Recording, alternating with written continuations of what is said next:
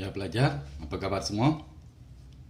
Hari ini kita bertemu dalam pelajaran ketiga, lesson 3 untuk hukum linear, iaitu linear law. Sudah banyak bentuk yang kita buatkan, ini hanya untuk mengingatkan kembali sedikit tentang penukaran persamaan tak linear kepada persamaan linear. Baik, pelajar, kita tengok soalan yang diberi di sana. Tentukan pemboleh ubah yang perlu diplotkan untuk memperoleh satu garis lurus bagi persamaan tak linear berikut. Seterusnya, nyatakan keceronan dan pintasan Y. Determine the variables to be plotted to obtain a straight line for the following non-linear equations. Hence, state the gradient and the y-intercept.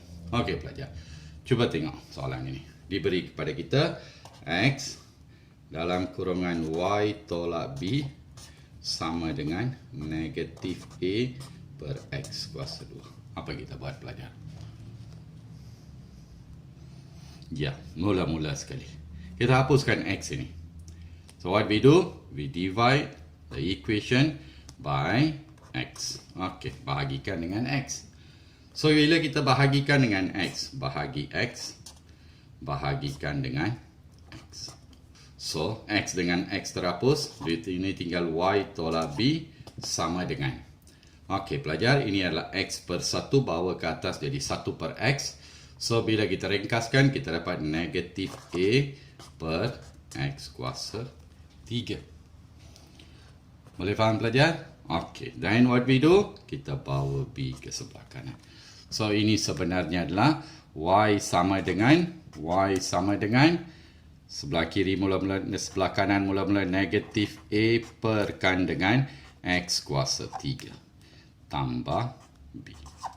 Ya, hanya ringkaskan satu lagi langkah, iaitu Y sama dengan negatif A keluarkan, koefisien dia dalam kurungan 1 per X kuasa 3 tambah B.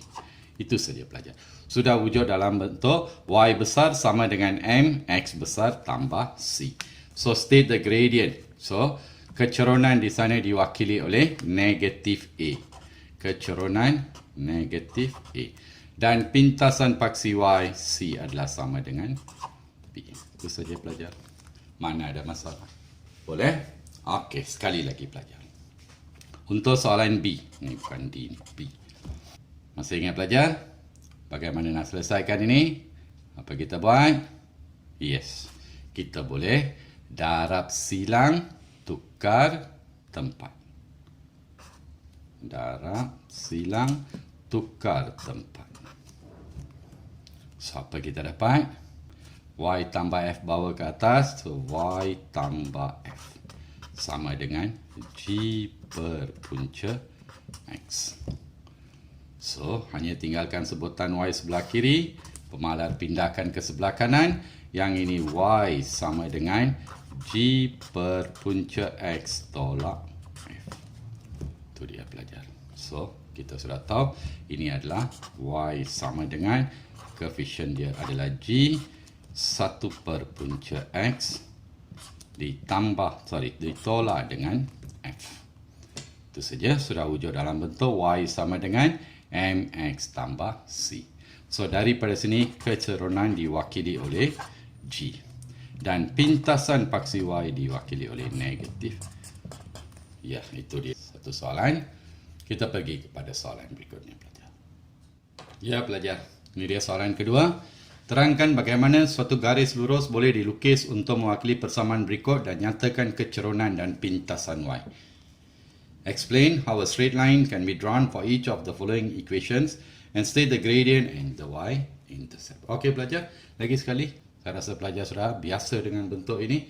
So apabila ada kuasa saja, apa kita buat? Okey, Y sama dengan P, Q, punca X. So, kita tambah log kedua-dua belah. So, log pada asas 10 untuk Y sama dengan log pada asas 10 untuk P, Q, punca X. Ya, pelajar. So, ini adalah darab. Asingkan log pada asas 10 Y sama dengan log pada asas 10 P ditambahkan dengan log pada asas 10 Q punca X. Boleh faham? Okay, good. So, bila ada perkali, bawa ke depan. So, ini adalah log pada asas 10y sama dengan log. Okey, di sini pelajar. Bila bawa ke depan, kita dapat punca X darab log pada asas 10Q. Ataupun kita juga boleh tulis begini. Log pada asas 10Q didarab dengan punca X. Boleh faham pelajar? Ditambahkan dengan log pada asas 10P. Itu saja. So, sudah wujud dalam bentuk Y besar sama dengan M, X besar tambah C. Yang dia kata di sana adalah untuk terangkan, explain bagaimana satu garis lurus boleh diperolehi. So, kita just tulis, plotkan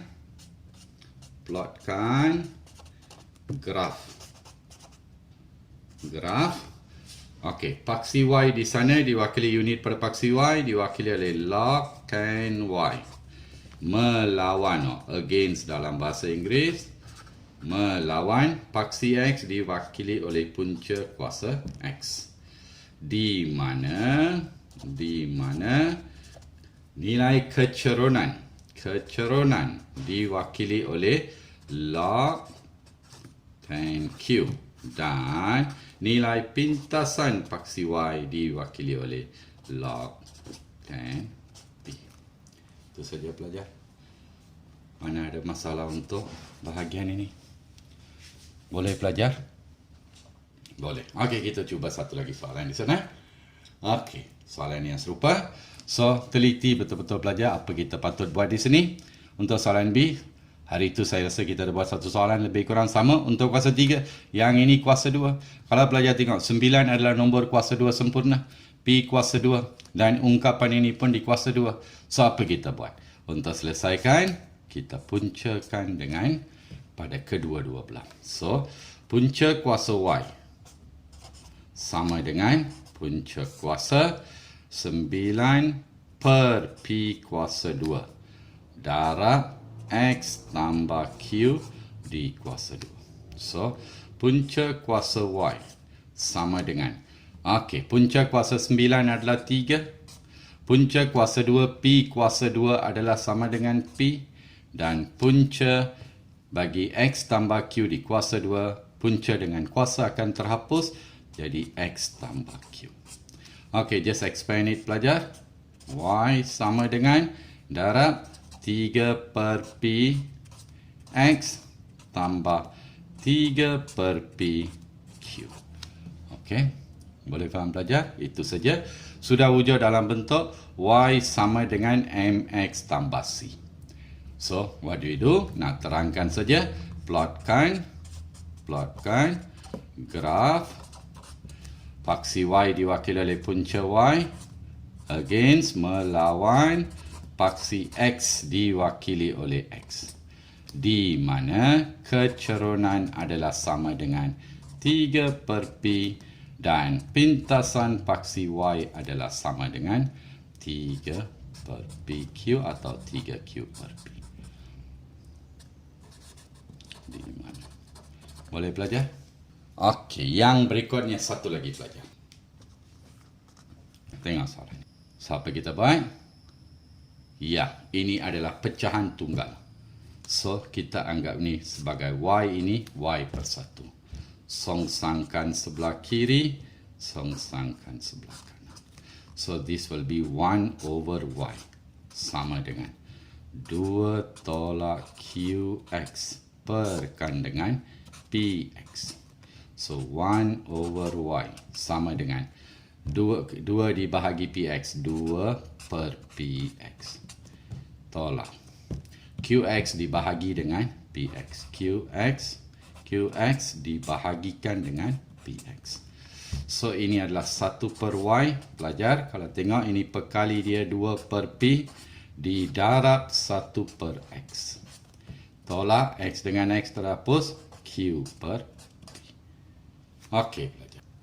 Ada masalah? Sudah tersusun dalam Y sama dengan MX tambah C. So, what do you do? Plotkan. Terangkan saja graf paksi Y di sana diwakili oleh 1 over Y melawan Paksi X di sana diwakili oleh 1 per X di mana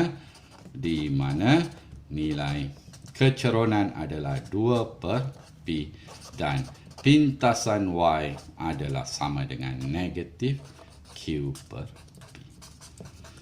Ada apa-apa masalah? Saya rasa tidak. Kita pergi kepada bentuk soalan berlainan dalam pelajaran akan datang, iaitu pelajaran keempat. Pastikan faham sepenuhnya segala penukaran. Cikgu rasa cikgu sudah bagi banyak sangat bentuk-bentuk penukaran. So, selepas ni kita berjumpa kepada soalan yang agak berlainan bentuk. Terima kasih pelajar.